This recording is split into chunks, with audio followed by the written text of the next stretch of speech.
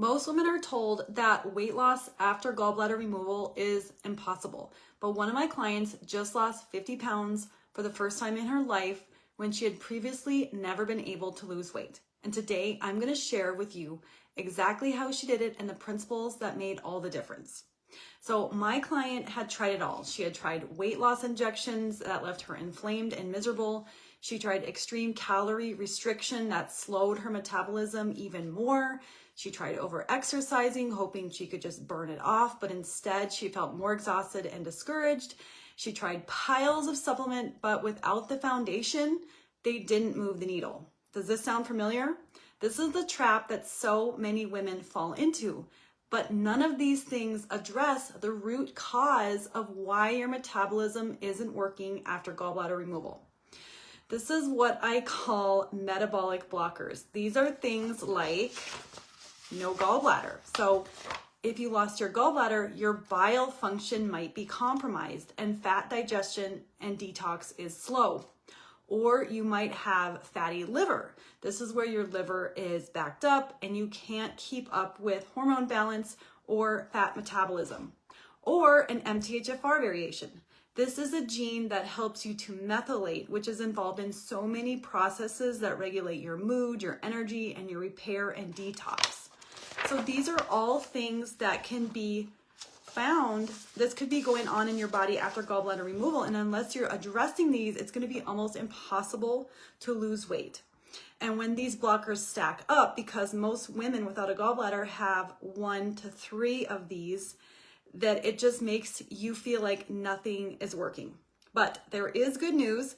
Your metabolism is not broken. It's simply blocked. And when you clear these blocks, weight loss becomes possible again. So if you're curious, and if you think you might have some of these blockers, you can sign up for my free 5-day email course, which teaches you about these hidden blockers and the first steps of what to do about it.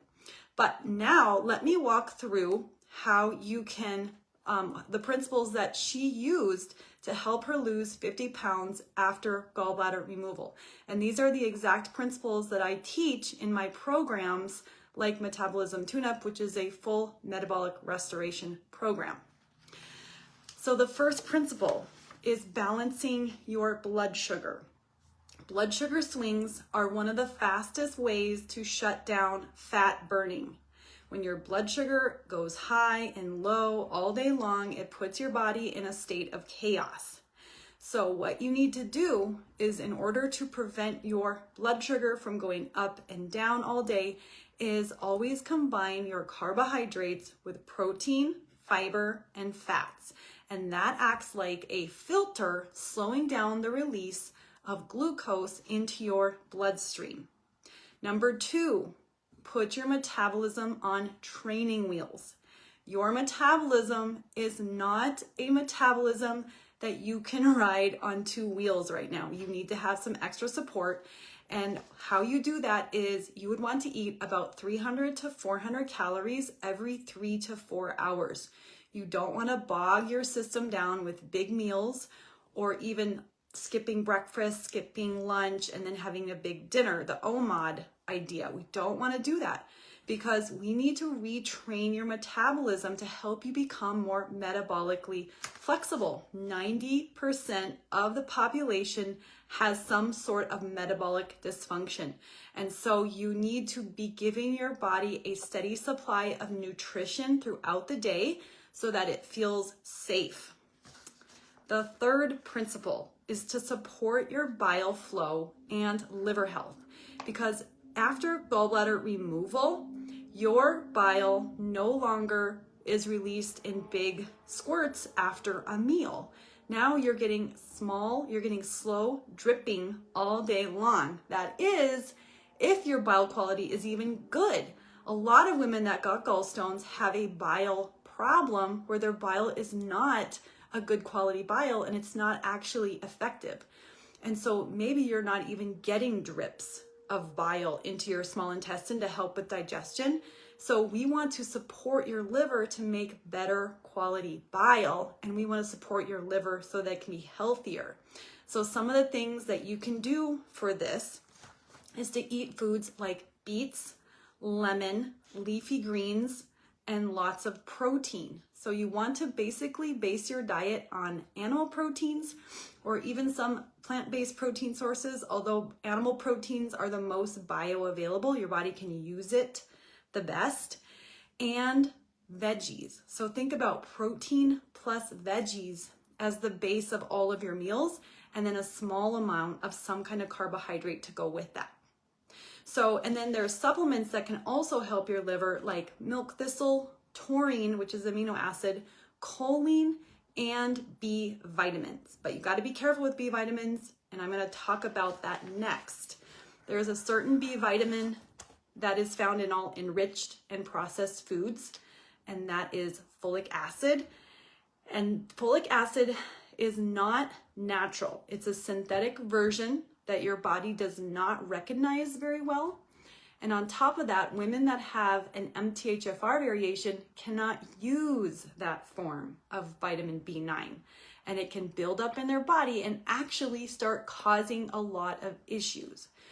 And so a lot of women that have an MTHFR variation actually, or a lot of women that had their gallbladder removed because they got gallstones actually have an MTHFR variation because it's involved in making bile and detoxing. And if your liver is not able to make good bile and you're not able to detox, then you can get thick bile that can turn into gallstones. So what you want to do is look at your labels and start avoiding and really limiting foods that are processed or enriched and switching to unprocessed, so whole grain wheat, whole grain rice, and organic, or foods that are just not enriched and not fortified. And most of the things that are going to have folic acid are going to be white bread, cereals, tortillas, pizza dough, pasta, cookies, anything that's made from white bleached flour that's been enriched. Okay, so like the carbohydrates that would be better for you are potatoes, sweet potatoes, all different kinds of fruit, jasmine or basmati rice or brown rice, beets, root vegetables. These are the a better, like it's a step up for you instead of having these enriched wheat products to switch to whole food carbohydrates like that. And many women don't even realize that they have an MTHFR variation, but it's actually really common. And if you do want to look more into that, I definitely recommend signing up for my free 5-day email course, which can teach you about your blockers, including MTHFR, to see if you actually have it.